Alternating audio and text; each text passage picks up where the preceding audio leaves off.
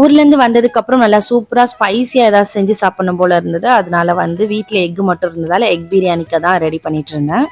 அதுக்கு as usual பண்ணுற மாதிரி ப்ராசஸ் தான் பண்ணிட்டேன். பட் எக்கு மட்டும் பாயில் பண்ணி இந்த மசாலாவில் போட்டு எடுத்துட்டு அதுக்கப்புறம் தனியாக கொஞ்சம் மசாலா தவாவில் ரெடி பண்ணி வச்சுருந்தேன் ஆயிலில் போட்டு. ஸோ அது கூட போட்டு மிக்ஸ் பண்ணிவிட்டு மேலே கொஞ்சம் நிறைய கருவேப்பிலை போட்டு எடுத்தோன்னா சூப்பராக எக் ஃப்ரை ரெடி ஆகிடும். அது இந்த பக்கம் நல்லா பிரியாணிக்கு தண்ணி கொதிச்சு வந்ததுக்கப்புறம் ரைஸ் ஆட் பண்ணிவிட்டு நல்லா ஒரு 5 மினிட்ஸ் கிட்ட குக் பண்ணி எடுத்துக்கணும், தண்ணி ஓரளவுக்கு ட்ரை ஆகிற வரைக்கும். அதுக்கப்புறமா நம்ம ஆல்ரெடி ஃப்ரை பண்ணி வச்சுருந்த எக்கை அங்கங்கே வச்சுட்டு தம் போட்டு ஒரு 5 மினிட்ஸ் குக் பண்ணி எடுத்தோம்னா சூப்பரான எக் பிரியாணி ரெடி ஆகிடும்.